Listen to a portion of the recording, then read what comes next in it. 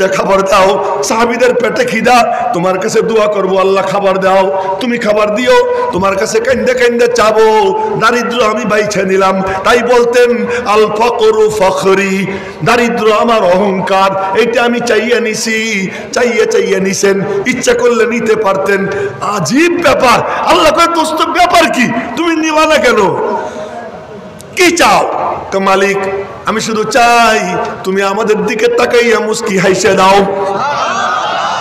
তুমি আমাদের দিকে খুশির নজরে তাকাও, রহমতের নজরে তাকাও। সুবহানাল্লাহ, জোরে বলেন না সুবহানাল্লাহ বালকেরা। কেমন নবী? আচ্ছা আল্লাহ পাক পরে বলেন যে আচ্ছা কিছুই যখন নেয় না, আসলটা দিয়েই দিই, আসলটা দিয়েই দিই। সহিহ হাদিস, নবীজি নামাজে দাঁড়াইছে, আমার দিকে দেখেন সব খালি কথা দিয়ে বোঝা যায় না, যা যে বলে তারে দেখতেও হয়।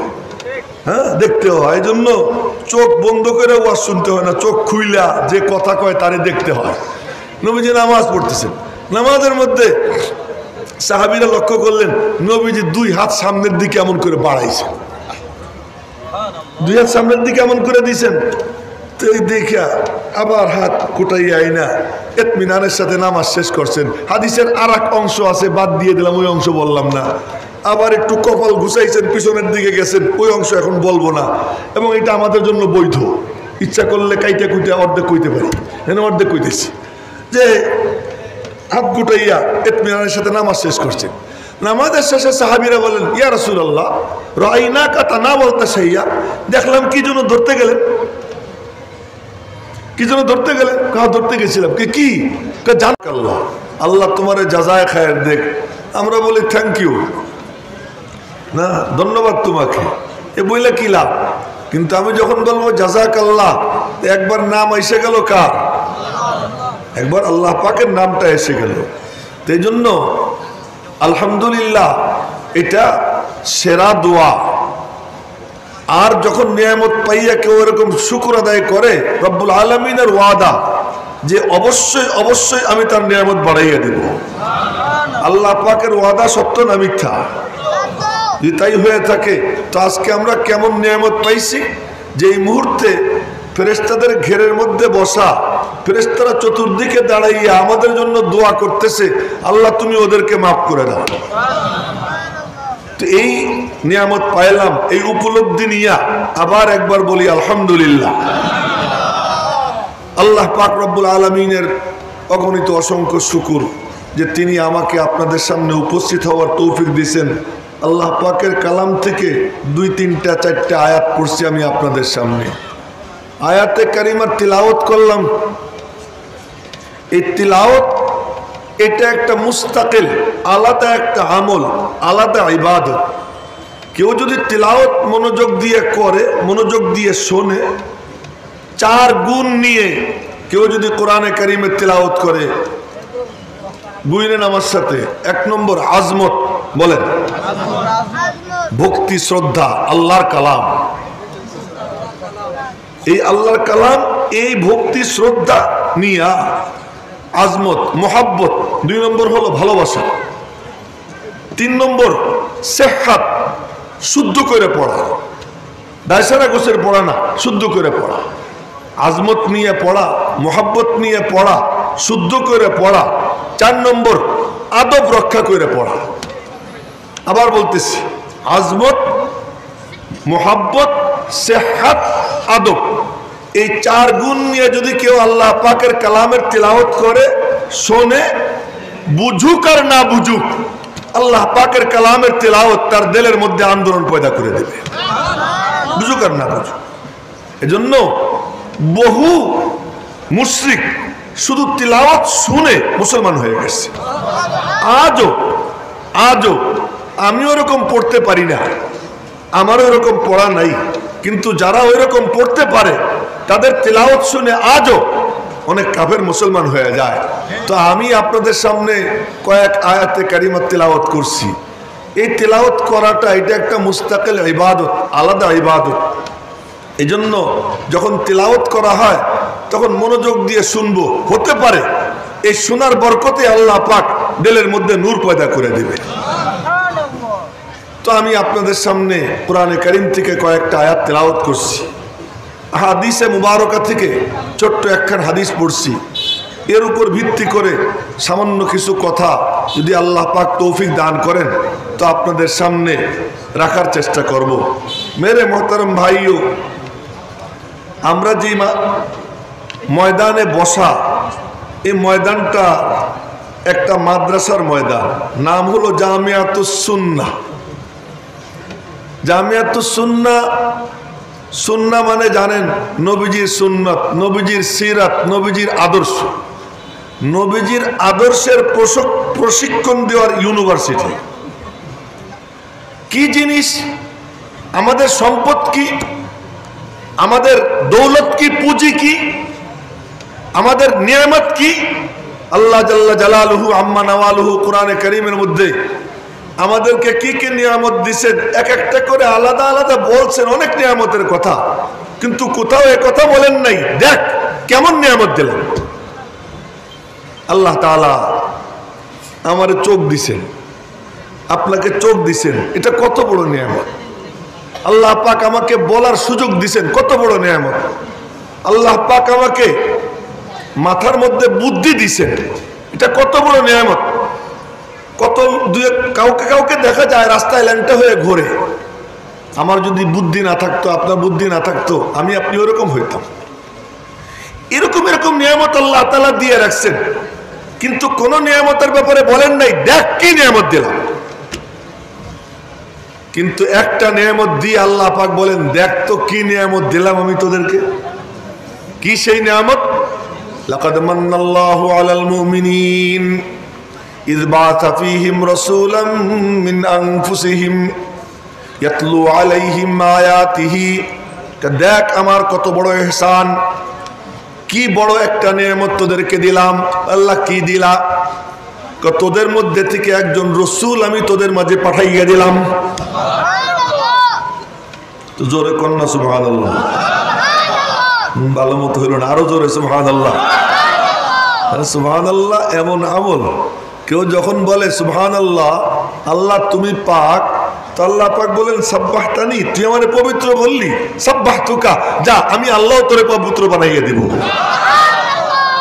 এবং এমন আমল যে আমলের প্রশিক্ষণ নবীজি দিয়েছেন যে না করে উপায় নাই। না, নামাজে দাঁড়াইয়েই প্রথমে বলতে হয় সুবহানাকাল্লাহুম্মা। প্রথম আমল, প্রথম আমল কি? সুবহান। বাবা মোবাইল, প্রথম আমল হলো কি? সুবহানাকাল্লাহুম্মা। আবার রুকুতে গিয়ে প্রথমেই কমপক্ষে 3 বার বলতে হয় সুবহান রাব্বিয়াল আযীম। না, কয়বার? 3 বার। সিজদায় গিয়ে 2 সিজদায় 3 কয়বার? 6 বার। হার রাকাতে 9 বার, প্রথম রাকাতে 10 বার। আর যদি কেউ 5 বার করে পড়ে হার রাকাতে 15 বার। কেউ যদি 7 বার করে পড়ে তো হার রাকাতে কতবার? 21 বার। হাফেজ হুজুর রহমাতুল্লাহ আলাইহি নামাজ পড়তেছিলেন, তো উনি সিজদায় গেছেন। আমার মাদ্রাসার শিক্ষক, বর্তমানে মুহাদ্দিস, বুখারী শরীফ পড়ান। আবার উনি আমার ছাত্র। উনি বলেন যে আমি হাফেজ হুজুর সিজদায় গেছে তো কয়বার সুবহান রাব্বিয়াল আলা পড়ে, তা আমি এটা গুনবো, তো কেমনে গুনবো? তো উনি যখন সিজদায় গেছেন আমিও শুরু করছি সুবহান রাব্বিয়াল আলা, সুবহান রাব্বিয়াল আলা। পড়তে পড়তে পড়তে পড়তে 35 বার পড়ছি, তারপরে হাফেজ হুজুর সিজদার থেকে মাথায় উঠেছে। কতবার? 35 বার। তো যারা পারে এমন পড়ে, যার কাছে মজা লাগে যায় তার কাছে মজাই লাগে, তার সিজদা লম্বা করতে মজাই লাগে। এক সাহাবী বিয়ে করছেন, এই মনোযোগ দিয়ে শুনেন, এক সাহাবী বিয়ে করছেন বাসর ঘর। তো বাসর ঘরে যাবেন, তো এমন সময় 2 জন একখানে বসে বললেন কি যে এক কাম করি, তুমিও 2 রাকাত নামাজ পড়ো, আমিও 2 রাকাত নামাজ পড়ি। তুমি আলাদা 2 রাকাত নামাজ পড়ো, আমি আলাদা 2 রাকাত নামাজ পড়ি, আল্লাহর কাছে দোয়া করি, পরে আমরা মিলামিশা করব। তো ওই সাহাবী যে নামাজে দাঁড়াইছেন, এদিকে স্ত্রীর নামাজ 2 রাকাত শেষ কইরা তার পাশে গিয়ে বসে রয়েছে। উনি যে নামাজে দাঁড়াইছেন পুরো ফজরের আজান পর্যন্ত 2 রাকাতে কেটে গেছে। কোরআনে কারীমের তেলাওয়াতে এমন মজা লাগছে, আর শেষ করতে পারেন না, ছাড়তে পারেন না। আমার অবস্থা কি? তার টুকাইয়া ওয়াল আসরি পড়ি, ইন্না আতাইনা পড়ি, ইয়া আইয়াতুহান নাফসুল মুতমাইন্না ইরজিই ইলা রাব্বিকি রাদিয়াতাম মারদিয়া, টুকাইয়া টুকাইয়া ছোট ছোট আয়াত, ছোট ছোট সূরা তালাশ করি। কেন? আমার মধ্যে যে ওই মজা নাই, যে মজা পাইয়া যায় সে তো এরকম পড়ে। তো বলতেছিলাম মজা লাগুক বা না লাগুক, 3 বার তো সবাই পড়ি। কারা কারা 3 বার পড়ি হাত উঁচু করে দেখাইতো। নামাজের মধ্যে 3 বার পড়ি না তাসবিহটা? না, 3 বার করেও যদি পড়ে তাহলে 4 রাকাত নামাজে 3 নং 27 বার, আর প্রথম রাকাতে 1 বার। আরে 4 রাকাত নামাজে কত? 4 7 4 নং 36, আর 1 বার 37 বার বলতে হয় 4 রাকাত নামাজে সুবহান। কতবার? 37। এতবার সুবহান কেন বলা?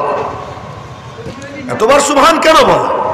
আমি বললেও আল্লাহ পাক, না বললেও আল্লাহ পাক, কিন্তু আমারে নবীজি এমন প্রশিক্ষণ দিয়েছেন নামাজের। সাব্বিহ ইসমা রাব্বিকাল আলা। সাহাবীরা বলে ইয়া রাসূলুল্লাহ কোন জায়গা বলবো? সিজদায় বলো। ফাসাব্বিহ বিসমি রাব্বিকাল আযীম। সাহাবীরা বলে ইয়া রাসূলুল্লাহ কোন জায়গা বলবো? নবীজি বললেন বলো রুকুর মধ্যে, ইজালুহা ফির রুকু, এটা রুকুর মধ্যে রেখে দাও। রুকুতে পড়বা সুবহান রাব্বিয়াল আযীম, সিজদায় বলবা সুবহান রাব্বিয়াল আলা, আর দাঁড়াইয়ে বলবা সুবহানাকাল্লাহুম্মা ওয়া বিহামদিকা। এই যে আমল শিখাইলেন সুবহান সুবহান সুবহান। আবার 5 ওয়াক্ত নামাজের পরে 3 তাসবিহ, ওই 3 তাসবিহের মধ্যে প্রথম তাসবিহ সুবহান, 33 বার সুবহান। রাতে শুইতে যাবে, ঘুমাইতে যাবে 3 তাসবিহ, প্রথম তাসবিহ 33 বার সুবহান। ঘটনা কি? নিচের দিকে নামবে, বলবে সুবহান। কি কারণে? বলে কারণ আর কিছু না, মালিকের কাছে বড় মজা লাগে বান্দা যখন তারে বলে আমার আল্লাহ পাক। বলে ফেলাম না সুবহানাল্লাহ। এক দুইজন বললে মনে মনে ভাবতেছে আমি বুঝি ভুল করে ফেলাইলাম, এটা কি ভুল হয়েছে নাকি? কিন্তু জোরে বলেন না, জোরে জোরে সুবহানাল্লাহ। এই সুবহানাল্লাহ এটা বলার দ্বারা আল্লাহ খুব খুশি হন। কেন? এত ভিড়ের মধ্যে এই যে আপনারা এতজন মানুষ এখানে শতকরা 99 জন কইতেছে কি ইয়াহিয়া মাহমুদ খারাপ, এটা পচা, এটা 2 নম্বর আমার কথা কইতেছে। এর মধ্যে কোনো একটা ওই কালা পিচ্ছি ও দাঁড়াইয়া যদি কয় না হুজুর খুব ভালো, আমি হুজুরের চিনি, এই একজন যদি বইলে ফেলা না, তা আমি কি করব? এই ভিড়ের মধ্যে থেকে ওরে আইনা আমি আমার বুকের মধ্যে জড়াই ধইরা ওরে আমি আদর করব। ঠিক তেমনি ভাবে পৃথিবীর মধ্যে শত শত কোটি মানুষ, তার মধ্যে 250 কোটি মাত্র মুসলমান। এই 250 কোটির মধ্যে কলেমা জানে কয়জন? আল্লাহ ভালো জানে। এর মধ্যে কলেমাওয়ালাদের কয়জন নামাজ পড়ে? আল্লাহ ভালো জানে। যারা নামাজ পড়ে তারা শুদ্ধ করে কোরআন শরীফ পড়তে পারে কয়জন? সুবহান বলতে পারে কয়জন? আল্লাহ ভালো জানে। আমার ধারণা শতকরা 2-3 জন হবে কিনা সন্দেহ। এত ভিড়ের মধ্যে যারা সমানে নাস্তিকরা আল্লাহরে গাইলায়, খ্রিস্টানরা বলে আল্লাহ মারিয়ামরে বিয়ে করছে, নাউজুবিল্লাহি মিন যালিক। আল্লাহর কি আছে? ছেলে আছে, ঈসা ইবনুল্লাহ। ইহুদিরা বলে উজায়ের ইবনুল্লাহ, উজায়ের আল্লাহর বেটা। আর সেই ভিড়ের মধ্যে এই কতিপয় মুমিন, মুষ্টিমেয় মুমিন মুসলমান যারা নামাজে দাঁড়াইয়ে বলে না না না আমার মালিক পাক সুবহান, যা কিছু বলা হয় এ সব কিছু থেকে আল্লাহ পুত পবিত্র, এ যখন বলে আল্লাহ পাক খুশি হইয়া তারে টাইনে আরশে আজিম পর্যন্ত নিয়ে যায়। বান্দা সাব্বাহতানি সাব্বাহতুকা, তুই আমারে পবিত্র বললি, আমিও তোরে পবিত্র বানিয়ে দেব। এজন্য সুবহানাল্লাহ একটা ভালো আমল না? আবার এর মান কত, ওজন কত? তো নবীজি বলছেন, নবীজির কথা সত্য না মিথ্যা? কারা কারা বিশ্বাস করি সত্য? একটু হাত উঁচু করে দেখায়। সত্য বিশ্বাস করি তো? তাহলে নামার হাত নামা। তো একবার বলেন সুবহানাল্লাহ। তো নবীজি বলছেন আত-তাসবিহু নিসফুল মিজান। মিজান এত বড় যে যদি 7 আসমান জমিন মিজানে রাখা হয় তবুও মনে হবে যেন বড় একটা প্লেটের মধ্যে একটা আংটি রাখছে। তো বড় প্লেটের মধ্যে একটা আংটি রাখলে কতটুকু জায়গা খাবে, ঠিক মিজানটা এত বড়, সেই মিজানের অর্ধেকটা ভরা যায় বান্দা বান্দি যখন ইখলাসের সঙ্গে বলে সুবহানাল্লাহ। তা আপনারাও একবার বলেন জোরে সোরে সুবহানাল্লাহ, এবং এই ইয়াকিন নিয়ে বলবেন যে মিজানের অর্ধেকটা আল্লাহ তাআলা নেকি দিয়ে ভরে দিয়েছেন। আমার ওয়াজে ফায়দা হোক বা না হোক, সুবহানাল্লাহ তো ফায়দা হবেই না। তো কে রাজি আছি ইনশাআল্লাহ প্রতিদিন সকালবেলা 100 বার সুবহানাল্লাহ পড়বো? রাজি আছি তো? যারা রাজি আছি হাত উঁচা করে আল্লাহরে দেখায় 100 বার সুবহানাল্লাহ বলবো তো ইনশাআল্লাহ? নামান হাত নামান। 2 নম্বর আলহামদুলিল্লাহ, এই আলহামদুলিল্লাহ 100 বার বলবো। কে রাজি আছে ইনশাআল্লাহ? ধনী হওয়ার আমল না আপনার, ধনী হওয়ার আমল। কেউ ধনী হইতে মনে চায় তো তোমার কি জন্য রাজনীতির ব্যবসা করার দরকার নেই। ভালো করে বলতেছি, রাজনীতির ব্যবসা করার দরকার নেই, নেতার চামচাগিরি করার দরকার নেই। মালিকের নামে তুমি আলহামদুলিল্লাহর তাসবিহ জপো, তুমি আল্লাহ পাকের নিয়ামতের কল্পনা করে শুকর আদায় করে আলহামদুলিল্লাহ 100 বার বলো, আল্লাহ পাক তোমাকে ধনী বানাই দিবে, তুমি ধনী হয়ে যাবে। এক বুজুর্গ, এই লক্ষ্য দিয়ে মনোযোগ দিয়ে, হ্যাঁ মনোযোগ দিয়ে, এক বুজুর্গ ওনার ছিল কি যে খালি সম্পদ আসে আল্লাহর পক্ষ থেকে, মনে করেন যে আল্লাহ কি আমার উপর রাগ নাকি, এত সম্পদ কেন আসে। তো সম্পদ আসলে উনি একটু ঘাবড়ে যান। তো একদিন দোয়া করছেন যে আল্লাহ তুমি আমার এত সম্পদ দাও কেন, তুমি একটু আমার উপর কি রাগ নাকি। তো আল্লাহর সাথে তো মাঝে মাঝে ফোনেও কথা হয় না, বুজুর্গদের ফোনেও কথা হয়। তো এবার ইলহাম হয়, এ বান্দা তুই শুকর আদায় করা বন্ধ কর, আমিও নিয়ামত দেওয়া বন্ধ করে দেব। শুকর আদায় করা বন্ধ কর, নিয়ামত দেওয়া বন্ধ করে দেব। শুকুর কাকে বলে? আল্লাহ তোমারে মাল দিছে, মাল তুমি খরচ করবা। মাল দিছে তুমি খালি গণো, এর শুকর আদায় করা বলে না। আল্লাহ তোমারে সম্পদ দিছে, তুমি গরিব রে দাও, মিসকিন রে দাও, বাপ রে দাও, মারে দাও, সন্তান রে দাও, মাদ্রাসায় দাও, মসজিদে দাও, জনকল্যাণে তুমি ব্যয় করো। যে ব্যয় যদি করো তাহলে হবেটা কি জানো? এটা কেমন? এটা হলো এই খরচ করলে যতটুকু খরচ করে অতটুকু জায়গা আল্লাহ পূরণ করে দেয়। জোরে কয় না সুবহানাল্লাহ। যে নিয়ামত যেমন তার শুকরও তেমন। আল্লাহ মাল দিছে, আলহামদুলিল্লাহ, আল্লাহ তুমি আমারে মাল দিছো, এর শুকর আদায় করা বলে। আল্লাহ তোমারে কোরআন শরীফ মুখস্থ করবার তৌফিক দিছে, আলহামদুলিল্লাহ।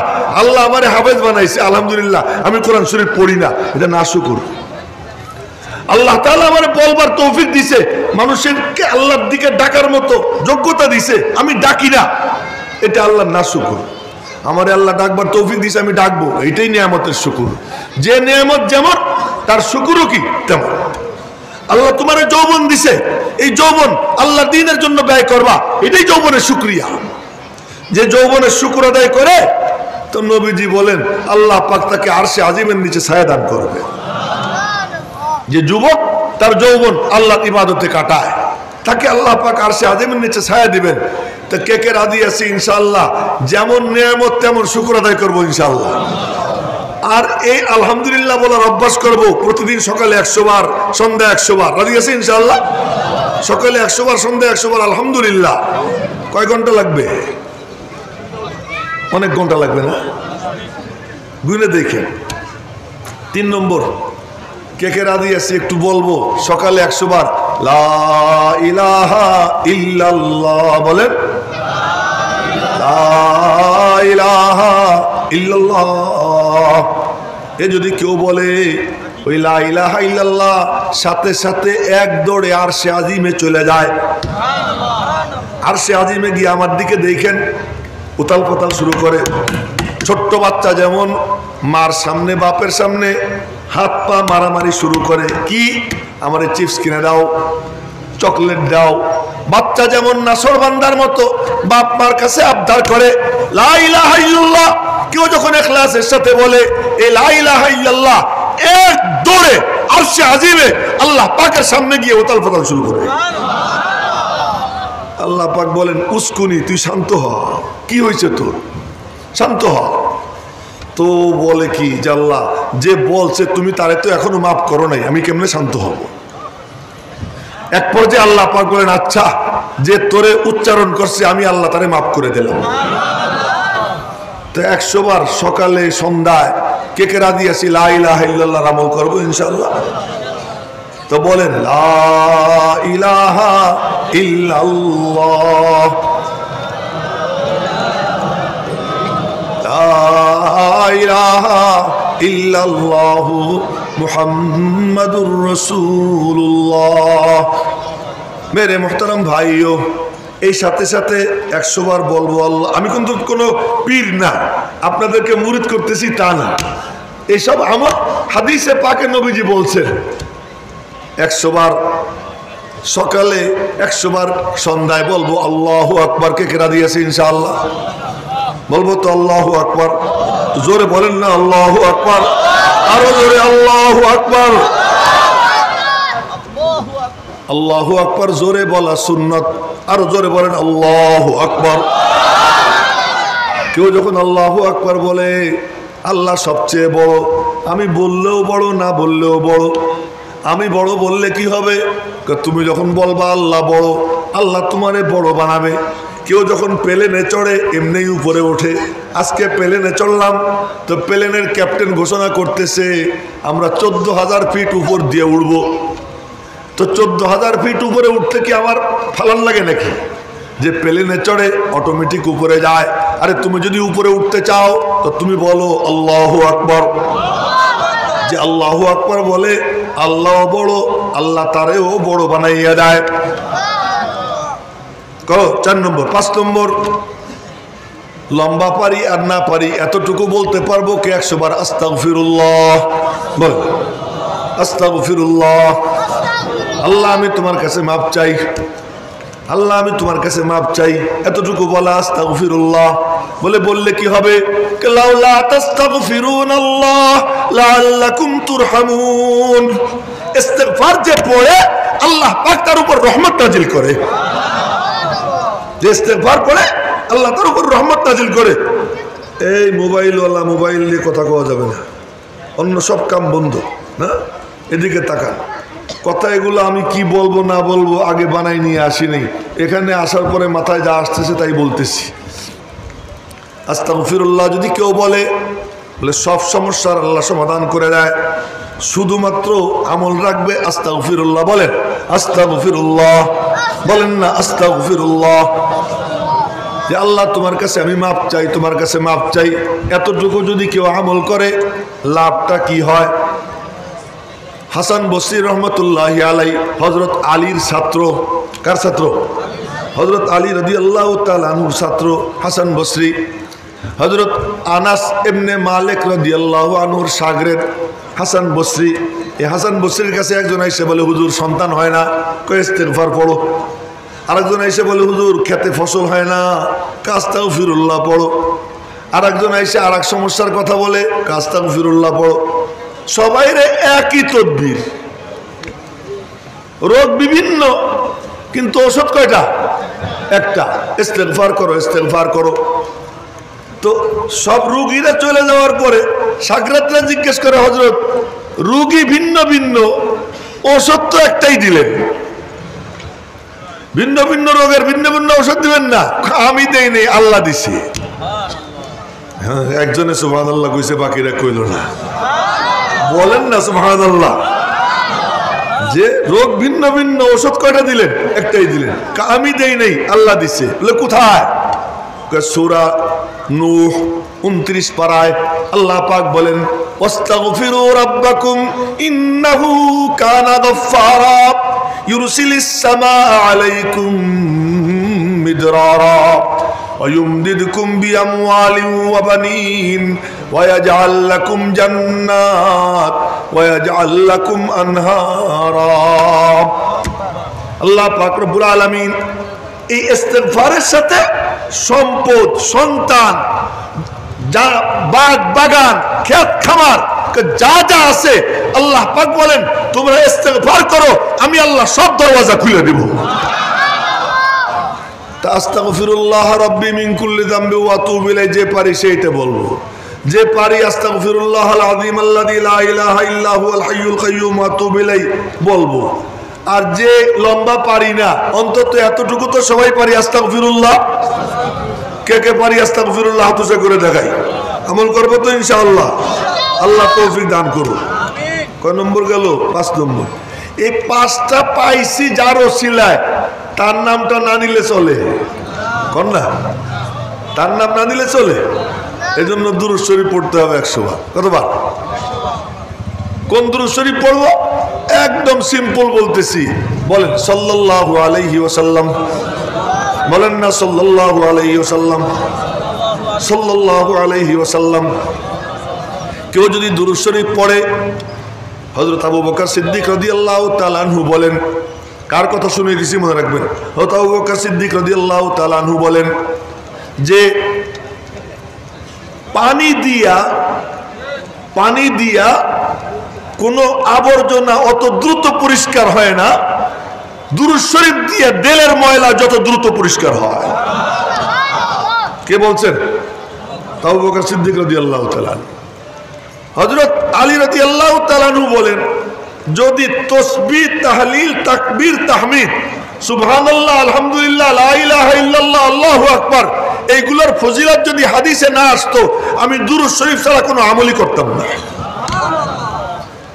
কেউ যদি একবার বলে সাল্লাল্লাহু আলাইহি ওয়াসাল্লাম, লাভটা কি? 10টা নেকি হবে। বলেন কি হবে? 10টা গুনাহ মাফ হবে। সবাই বলেন না কেন? 10টা নেকি হবে, 10টা গুনাহ মাফ হবে, 10টা মর্যাদা বৃদ্ধি পাবে, খাস ভাবে 10টা রহমত তার উপরে নাজিল হবে। আর তার দুরূদ শরীফ তার নাম ঠিকানা সহ রওজা পাকে যাবে। এই 6 তাসবির উপর কে কে আমল করবো ইনশাআল্লাহ। আল্লাহ সকলকে তৌফিক দান করুন। আপনারা যদি এই আমলটা করেন, আল্লাহ পাক যেন আমারও আমল করবার তৌফিক দেয়। আপনাদেরকে বলতেছি, এটা কেমন? যেমন এই যে আমি দাড়িতে মেহেন্দি দিই, দেখছেন তো? ওই যে উনিও মেহেন্দি লাগায়, তো উনি যদি আমারে ডইলে দেয় মেহেন্দিটা, তো ওনার হাতে কিছু রং লাগবে কি লাগবে না? আমি যদি আপনারে ডইলে দেই, আমার হাতে লাগবে কি লাগবে না? মেহেন্দি লাগাবেন তো আপনি, কিন্তু ডলাডলির কারণে আমারও একটু লাগবে। আমল তো করবেন আপনারা, আমি একটু বলতেছি, এই বলার কারণে আল্লাহ পাক আমারও কিছু দিয়ে দিবে। বলার কারণে আমারও কিছু দিয়ে দিবে। এই জন্য কথা এসে গেল, তাই বলে ফেললাম। 6 তাসবির উপরে আমল করবো ইনশাআল্লাহ। আল্লাহ পাক আমাদের সকলকে তৌফিক দান করুন। কে কে আমল করবো আবার একবার হাত উঁচু করে দেখাই। আল্লাহু আকবার। আল্লাহ তুমি তৌফিক দান করো। আমার এই লম্বা বয়ানে আপনাদের ফায়দা হইতেও পারে, নাও হইতে পারে, কিন্তু এই তাসবিহ যে পড়বে, জিকির যে করবে, তার ফায়দা হবেই হবে, তার লাভ হবেই হবে, কোনো সন্দেহ নাই। আল্লাহ পাক এই জিকিরের বরকতে তার দিলের ময়লা পরিষ্কার করবে। করবো তো জিকির ইনশাআল্লাহ। এক লোক আমল করতো আস্তাগফিরুল্লাহ। একদিনের এক আজীব ঘটনা, ইমাম আহমদ ইবনে হাম্বলের নাম মনে পড়ে গেল। উনি কেমন মানুষ জানেন? আল্লাহ আল্লাহ। ওনার এক ঘটনা আপনাদেরকে বলতেছি। ইমাম আহমদ ইবনে হাম্বলের বয়স তখন 12 বছর। এই 12 বছর বয়সে সাথীরা একসাথে হয়ে গোসল করতে গেছে। তো গোসল করতে গেছে, তো সবাই ল্যাংটা হয়েছে, সবাই ল্যাংটা। তো আহমদরে বললে, কি আহমদ, আজকে চল আমরা সবাই ল্যাংটা হয়ে গোসল করি, তুইও ল্যাংটা হয়ে যা। উনি বলছেন, না, তোরা ল্যাংটা হয়েছিস, আমি হব না, আমি হব না। তো সবাই চাপাচাপি করছে, বলছে খবরদার, কেউ আমার গায়ে হাত দিবি না। তো সব ল্যাংটা হয়ে গোসল করছে। ইমাম আহমদ উনি লুঙ্গি পরেই গোসল করছে। পরের দিন সকালবেলা মাদ্রাসায় পড়তে গেছেন, উস্তাদের কাছে হাদিস পড়তেন। তো উস্তাদ বড় শাইখুল হাদিস, উনি হাদিসের ব্যাখ্যা করতেছেন।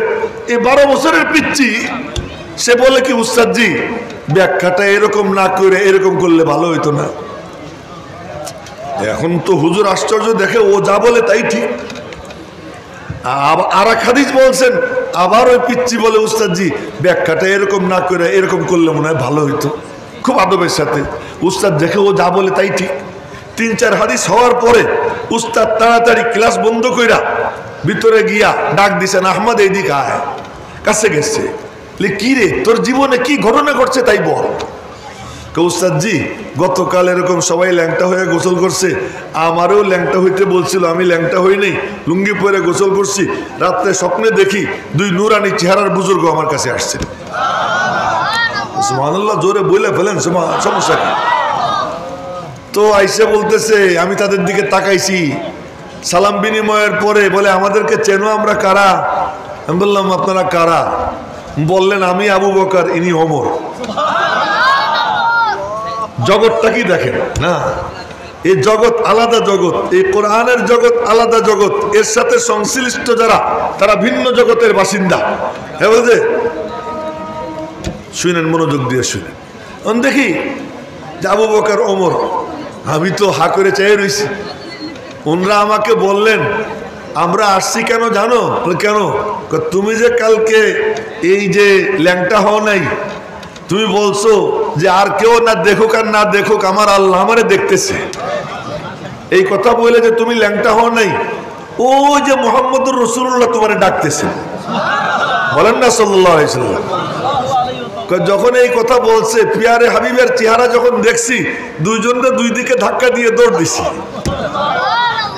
আর এই জগৎটাই এমন, হ্যাঁ, দৌড় দিছি, নবীজির কাছে গেছি, নবীজি আমার বুকের মধ্যে নিয়েছেন, নিয়ে বলছেন হা করো, হা করছি। তো নবীজি তার লালা মুবারক আমার মুখের মধ্যে দিয়ে দিছেন। ওই হুজুর বললেন, উস্তাদজি বললেন, এই কারণেই আল্লাহ পাক তোমার সিনা এলেমের নূর দিয়ে ভরে দিছে।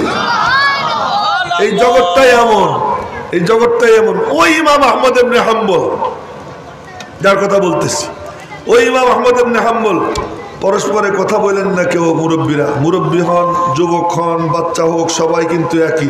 বাদাম বুদামও খাইও না বাবা, হেলান দিও না, সোজা হও, হ্যাঁ সোজা হও। মজলিস আদবের মজলিস, সবার জন্য একই নিয়ম। আমি যাদের কথা বলতেছি, তো ইমাম আহমদ ইবনে হাম্বল রহমতুল্লাহ আলাইহি, ইমাম কত বড় ছিলেন, ওনার কথা কইতে গেলে তো ঘন্টাখানিক লাগবে, তা বলবো না, সংক্ষেপে বলতেছি। ইমাম আহমদ ইবনে হাম্বল রহমতুল্লাহ আলাইহি 4 মাযহাবের এক মাযহাবের ইমাম, এ তো সবাই জানেন। ইমাম আহমদ ইবনে হাম্বল উনি এক সফরে গেছেন, সফরে একখানে রাত হয়ে গেছে, মসজিদে ঢুকছেন, নামাজ কালাম পড়ছেন, ঈশান নামাজের পরে ভাবলেন আর কোথায় যাব, মসজিদেই থাকি। তো মসজিদের খাদেম তো মসজিদের প্রেসিডেন্ট, এত জানেন। মসজিদের খাদেমরা যে কি বাপরে বাপ। এই গত সিজনে খুলনা এক মাহফিলে রওনা হয়েছি, তো বৃষ্টির মধ্যে এক মসজিদে নামাজ পড়তে গেছি গাড়ি থামাইয়া।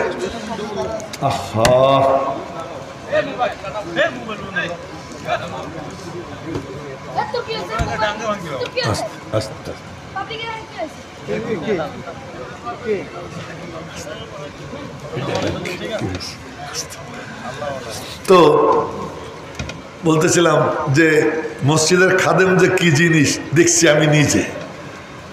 বৃষ্টি, প্রচন্ড বৃষ্টি হইতেছে, তো মসজিদের যে ঢোকার সিঁড়ি, এটা তো মসজিদ না, কেবল এক সিঁড়িতে জুতা রাখছি যে যাতে পায়ে পানি কম লাগে। আর যে খাদেমের বকা খাইলাম, আচ্ছা মতো বকলো আমারে, আমিও নীরবে বকা খাইলাম। বকা খাইয়া তারপরে মসজিদে ঢুকলাম।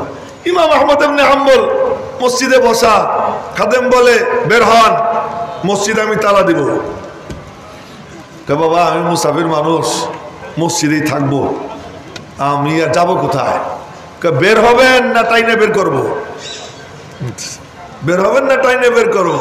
আরে কুদরতের খেলা। তো ইমাম আহমদ ইবনে হাম্বল মনে মনে বললেন, টাইনে বের করার থেকে আমি বের হই। নিজে নিজে বের হয়েছেন, মসজিদের বারান্দায় বসছেন। বারান্দায় বসছেন, শীতকাল ছিল, শীতের রাত। তো দেখলেন দূরে আগুন জ্বলতেছে, কে যেন ওখানে রুটি বানাইতেছে, দূর থেকে দেখে বোঝা যায়। ভাবলেন যে এখানে তো ঘুম আসতেছে না, ওর চুলার কাছে গিয়ে দাঁড়াই থাকি, এতে একটু শান্তি লাগবে শীতের মধ্যে। তো ওখানে গেছে, তো ওখানে গিয়া বলছেন বাবা আমি তোমার এখানে একটু দাঁড়াই। দাঁড়া, কি সমস্যা? ওর অর্ডার ছিল রুটি বানানোর, ও তন্দুরে রুটি বানাইতেছে। তো রুটি সেকতে দেয়, দেওয়ার সময় বলে আস্তাগফিরুল্লাহ। আবার যখন রুটি মানে ওখান থেকে ভাজা হওয়ার পরে বের করে, আবার বলে আস্তাগফিরুল্লাহ। এই আস্তাগফিরুল্লাহর আমল করতেছে, ইমাম আহমদ ইবনে হাম্বল শুনতেছেন। এক পর্যায়ে ইমাম আহমদ ইবনে হাম্বল বললেন, কি রে বাবা, তুমি এই যে রুটি বানাইতেছো আর আস্তাগফিরুল্লাহ আস্তাগফিরুল্লাহ বলো, এই আমলের বরকতে আল্লাহ আমারে মুস্তাজাবুদ দাওয়াত বানাই দিছে। মুস্তাজাবুদ দাওয়াত বুঝেন তো, দোয়া করতে দেরি, কবুল হইতে দেরি হয় না। আচ্ছা, এরপরে কয় কি সব দোয়া কবুল হয়েছে, একটা এখনো হয় নাই। কোনটা হয় নাই? মনে মনে খুব ইচ্ছা ছিল ইমাম আহমদ ইবনে হাম্বলের একবার দেখবো, তারে এখনো দেখা হয় নাই। ইমাম আহমদ ইবনে হাম্বল বললেন, দেখ ভালো করে দেখ, ওই তোরে দেখার জন্যই আল্লাহ আমারে মসজিদের বারান্দায় বসাই রাখছে, আইসি দেখ ভালো করে। আস্তাগফিরুল্লাহর বরকত না।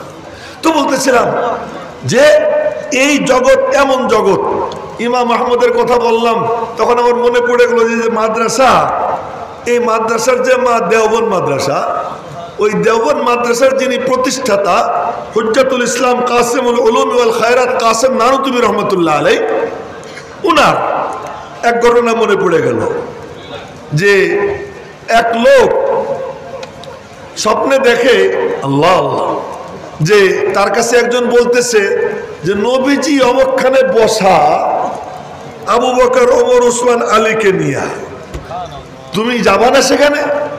খবর শুনে সে দ্রুত দৌড় দিছে, যাবো না মানে অবশ্যই যাবো, দৌড় দিছে। যাওয়ার সময় দেখে কি রাস্তায় কাসেম নানুতুবি ধীরে ধীরে হাইটে হাইটে যেতেছে। তো ধীরে ধীরে হাইটে হাইটে যেতেছে, তো বলে যে মৌলভী কাসেম কাহা, নবীজি অমুকখানে আসছেন শোনেন নাই? শুনছি তো, যাবেন না? কাহা যাবো। হাইটে হাইটে যাইতেছেন, উনি কোনো কথা করেন না। ও মনে মনে কয় ও হাইটে হাইটে আসুক, যদি নবীজিরে না পাই তাড়াতাড়ি যাই। দৌড়ে গেছে, গিয়ে দেখে এক চেয়ারে নবীজি বসা, এক চেয়ারে আবু বকর বসা, এক চেয়ারে হযরত ওমর বসা, এক চেয়ারে উসমান বসা, এক চেয়ারে আলী বসা, আর এক চেয়ার খালি।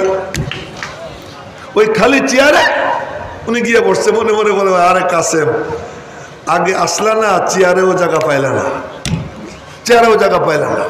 এর মধ্যে কিছুক্ষণ পরে ধীর পায়ে হেঁটে হেঁটে নিচের দিকে তাকাইয়া সুন্নত তরিকায় হাঁটতে হাঁটতে হযরত কাসেম নানুতুবি রহমতুল্লাহ আলাইহি যখন কাছাকাছি গেছেন, নবীজির চোখ পড়ছে আর উনি সালাম দিছেন। নবীজি দাঁড়াইয়া ওনাকে বুকের সঙ্গে জড়াইয়া ধরছে। জড়াইয়া ধইরা, চেয়ার তো খালি নাই, সব চেয়ারই ভরা, তুমি কোথায় বসবা? আসো আমার কোলে বসে পড়ো। এই রাস্তা এমন রাস্তা, এই রাস্তা এমন রাস্তা। এই জন্য কথা অন্যদিকে চলে গেছে। বলতেছিলাম যে ইমাম আহমদ ইবনে হাম্বলের নাম আসলো, এই জন্য ওই নামটাও, কাসেম নানুতুবির নামটাও মাথার মধ্যে আইসে গেল। তাই আপনাদেরকে একটু শুনে এলাম। আমার বলার মাকসাদ যে একটা দ্বীনি মাদ্রাসার মাহফিলে আমরা আসছি। মাদ্রাসার নাম জামিয়াতুস সুন্নাহ, মানে সুন্নাহ প্রশিক্ষণের ইউনিভার্সিটি। এইটাকে এত গুরুত্ব কেন দেওয়া হয়, এই কথা বলার জন্য আপনাদেরকে বলতেছিলাম। নেয়ামতের কোনো অভাব নাই আল্লাহ তাআলা, নেয়ামত অপরিসীম। এবং আল্লাহ বলছেন, তোরা গুইনা শেষ করতে পারবি না। 7 সমুদ্র 13 নদী যদি কালি হয়, আরো এর 7 গুণ মিশে গিয়ে কালি হয়। সারা পৃথিবীর বৃক্ষ যদি কলম হয়, তারপরেও লিখতে লিখতে কলম ভাঙবে, কালি শেষ হবে, আমি আল্লাহর নেয়ামত লেখা শেষ হবে না। কিন্তু কোন নিয়ামতের ব্যাপারে আল্লাহ তাআলা বলেন নাই দেখ কি দিলাম। এক নিয়ামত দিয়ে বলেন, লাকাদ মান্নাল্লাহু আলাল মুমিনিন। খুব মনোযোগ দিয়ে শুনবো যে কথা বলতেছি। লাকাদ মান্নাল্লাহু আলাল মুমিনিন, অবশ্যই মুমিনদের উপর আমি আল্লাহর ইহসানে আযীম, বড় ইহসান। কি ইহসান? ইয বাআসা ফীহিম রাসূলাম মিন আনফুসিহিম, যখন আমি আল্লাহ পাঠাইলাম ওদের মাঝে, ওদের মধ্যে থেকে একজন রসুল। রসুল পাঠানো এটা এত বড় নিয়ামত কেন? বলে এই জন্য এত বড় নিয়ামত, রসুল না হইলে তোমার মধ্যে আর শুয়োরের মধ্যে কোনো পার্থক্য থাকতো না। রসুল যদি না আসতেন তো তোমার মধ্যে আর কুকুরের মধ্যে কোনো বেশকম থাকতো না। রসুল যদি না আসতেন তুমি তোমাকে চিন্তা না, তোমার আল্লাহকে চিন্তা না, তোমার জীবনের লক্ষ্য উদ্দেশ্য কি তুমি জানতা না। এই কোরআন যে কোরআন, এই কোরআনও তুমি জানতা না, যদি রাসূল না হইতেন। তো আল্লাহ পাকের সবচেয়ে বড় নিয়ামত, যেই নিয়ামত আল্লাহ তাআলা আমাদেরকে দিয়ে বলছেন দেখ কি নিয়ামত দিলাম, ওই নিয়ামতের নাম হলো মুহাম্মদুর রাসূলুল্লাহ সাল্লাল্লাহু আলাইহি ওয়াসাল্লাম। জোরে বলেন না সাল্লাল্লাহু আলাইহি ওয়াসাল্লাম। তার কাম কি? বিল্ডিং বানাই দিবে। তার কাম কি? তিনি তোমাদেরকে অর্থনৈতিক মুক্তি দিবে। না না না, তার কাম কি? এক নম্বর কাম ইয়াতলু আলাইহিম আয়াতিহি। আমি বলছিলাম আমি আপনাদের সামনে কয়েকটা আয়াতে কারিমা তিলাওয়াত করছি। আর রহমান আল্লামাল কুরআন খালাকাল ইনসান আল্লামাহুল বায়ান। ছোট ছোট চারটা আয়াত তিলাওয়াত করছি, এরপরে আরো 2 আয়াত পড়ছি। মেরে মুহতারাম ভাইও, এই তিলাওয়াত আলাদা নবীজির একটা দায়িত্ব। এই তিলাওয়াত নবীজির 4 দায়িত্বের এক দায়িত্ব হলো শুধু তিলাওয়াত করা। কিন্তু আজ আমরা তিলাওয়াতের গুরুত্ব একেবারে ছেড়ে দিছি।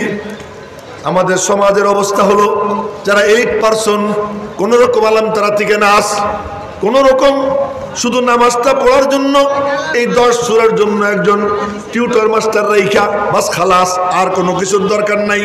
আল্লাহর কালামের তিলাওয়াতের গুরুত্ব ছেড়ে দিছি। 1 নম্বর দায়িত্ব নবীজির কোরআনে কারীমের তিলাওয়াত করা। আর এই 4 গুণ নিয়ে যে তিলাওয়াত করবে, আল্লাহ পাক যে তিলাওয়াত করবে তার দিলও পরিষ্কার করে দিবে, যে তিলাওয়াত শুনবে তার দিলও আল্লাহ তাআলা পরিষ্কার করে দিবে। পড়নেওয়ালা সব তো পাবেই পাবে, সাথে সাথে কি এই জায়গাটা আল্লাহ কি বানাই দিবে? পবিত্র বানাই দিবে। মেরে মুহতারাম ভাইও, এই তিলাওয়াত যে করে ফায়দাটা কি হয়? বলে তিলাওয়াত করার সঙ্গে সঙ্গে যখন সে শুরু করে, সাথে সাথে ফেরেশতা, উড়ন্ত ফেরেশতা জমিনে নাইমে তারে ঘিরে দাঁড়িয়ে যায়। তিলাওয়াত করতেছে তো তিলাওয়াত করতেছে, তো এই তিলাওয়াত শোনার জন্য ফেরেশতারা তারে ঘিরে দাঁড়িয়ে যায়। একজন আর একজনকে বলে আয় আয় শুনে আসি ও কি করতেছে। তা আমি আপনাদের সামনে 1 নম্বর কি আমল করছি? কোরআনে কারীমের তিলাওয়াত করছি, কয়েক আয়াত পড়ছি। এই পড়াটা মুস্তাকিল একটা ইবাদত, আলাদা একটা ইবাদত। সবাই আমরা বলি আলহামদুলিল্লাহ। আমাদের সভাপতি সাহেব এতক্ষণ আমি নিজের এতিম এতিম ভাবতেছিলাম, এখন সভাপতি সাহেব এসে গেছেন, এখন মজলিসের রৌনক বেড়ে গেছে। সকলে বলি আলহামদুলিল্লাহ। আল্লাহ পাক ওনার নেক হায়াত দারাজ করেন, সকলে বলি আমিন। সুস্থতার সাথে নেক হায়াত বাড়াইয়া দেন।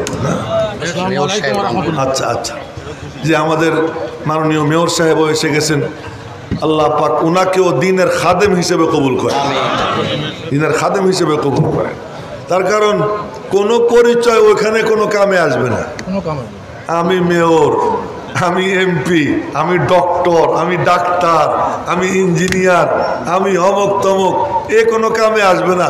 কিন্তু একজনের সিনার মধ্যে 30 পারা কোরআন শরীফ আছে, হাফেজে কোরআন, আল্লাহ পাকের কালাম, এটা তার সিনার মধ্যে রাখছে। ও মাঝে একটা কথা না বইলা, সময় তো আর বেশি পাওয়া যাবে না, এই কথাটা বইলেই ফেলাই। তা হলো কি যে এই আমাদের বাংলাদেশটা 55,598 বর্গ মাইল। এরপরে সমুদ্র জয় করার পরে বুঝি আরো লাখখানিক বাড়ছে, কিন্তু ও তো এখনো পাইনি। যতটুকু পাইছি এর পরিমাণ 55,598 বর্গ মাইল।